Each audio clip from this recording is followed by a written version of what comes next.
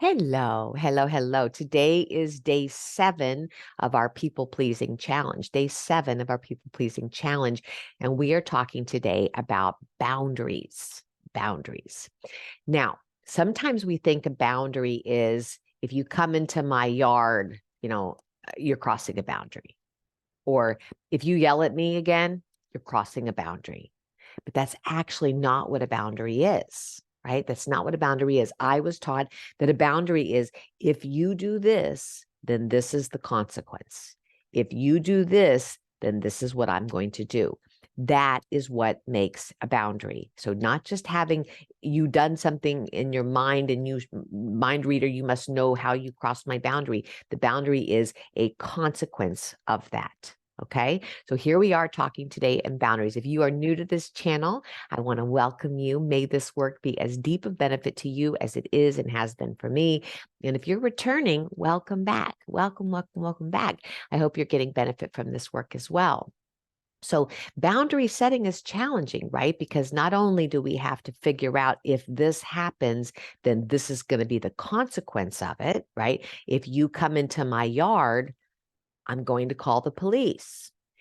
If you yell at me again, I'm going to walk away, right?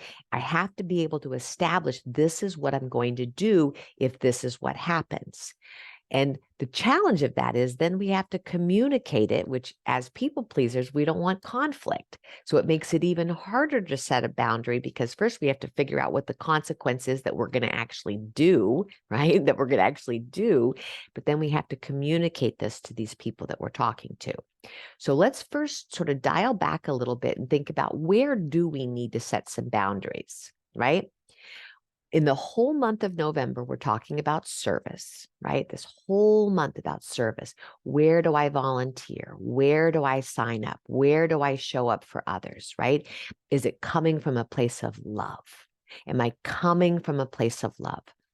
When I give this service, when I show up in these ways, when I give my time, energy, or money, do I feel peace? Do I feel connection? Do I feel content? Right? That's how I know that I'm in service. But if I'm in burnout, if I'm in resentment, if I'm doing it because I want you to like me, if I'm doing it because I want to belong, if I'm doing it for self-seeking reasons, then I'm suggesting in this whole month, we're not really doing service, which is why we're doing this people-pleasing challenge, because sometimes these 10 signs, and I'll put the video up there, we have these 10 ways of showing up where we're people pleasers and we're doing this service. We're putting away the chairs. We're signing up for the cupcakes. We're doing all the things as people pleasing tools in order to get something, and it's not service. And then we end up getting burned out. We end up getting resentful. Okay, so that's why we're doing this task. But let's come back to the boundaries. Where do we need boundaries in our life as a people pleaser and as a place that we really can be of service without being in self-seeking? There's a few ways to sort of discover, where do you feel dismissed in your life or work or family? Where do you feel disrespected in your life, in your work, in your family? Where do you feel uncomfortable? Like just uncomfortable, right? Where do you feel like you have some resentment? You have resentment. So those areas, right, where you're feeling dismissed, where you're feeling disrespected, where you're feeling uncomfortable, where you're feeling resentful, those are some areas to go look at. What is a boundary that I could be setting here? If this happens again, what am I willing to do consistently? If you yell at me, I walk away. I'm not trying to get you to stop yelling at me. I am not trying to change you. I'm just saying that if you do this behavior, this is what's going to happen. If you are late on curfew 10 minutes, you will have to be home next Friday 10 minutes before your curfew. You're 10 minutes after midnight, you have to be home 10 minutes before midnight, right? If you come into my yard, I'm calling the police. This is what's going to happen. If this, then that. So those areas are the areas I would recommend that you first start to look at where to set these boundaries. But, as people pleasers, the hard part here not only just setting the boundary and the consequence, but how do I communicate it, right? I don't want to communicate it and make them mad. I don't want to communicate it and make them think that I'm selfish. I don't want to communicate it and maybe start a fight and have some conflict, right? As a people pleaser, I don't want them to be upset with me. Right. So we have this difficulty of A, setting a boundary, and B, communicating it.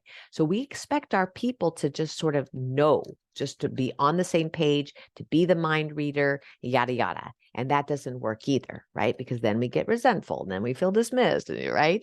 So here's what I want to offer you today is this idea. I think Marshall Rosenthal, I forget his name. I'm sorry about that. But he talks about nonviolent communication. And it's basically an idea where you observe, right? You just observe, you share your feelings, you share your needs, and then you share a request. So basically, in your communication styles with people, I'm going to notice what I need. I'm going to notice what you need. I'm going to have empathy for myself, and I'm going to have empathy for you so that we're coming in a place, they call it the language of compassion, right? We can have this discussion with both of us being important. So the way that it's looked at is when I notice this, I feel this because I need this. Would you help me by this, a request? So when I notice that you are coming in late, I feel worried because I'm scared something's going to happen to you. I'm scared we're unsafe, right? And would you mind calling me and telling me that you're going to be late, right? It comes from a very, I need, can you, I understand way of communicating. And I really do think that's a helpful way to approach these sorts of difficult conversations like boundary setting. So again, nonverbal communication, maybe you'll go do some looking on that, but the idea, maybe you'll even write this down. When blank happens, when I observe this activity, I feel what? I feel scared. I feel angry. I feel jealous. I feel upset. I feel whatever because I need. And what is a human need here? I need to feel safe. I need to feel supported. I need to know that we are connected. I need to know that you hear me. Whatever it is, I need this. And then would you, could you, can you?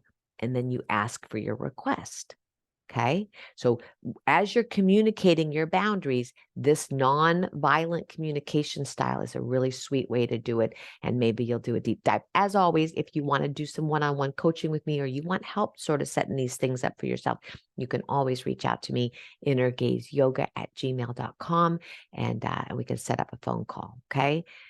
This work is deep and powerful. And the way I look at it is this work, this inner healing, this inner work that we do on ourselves turns our light on.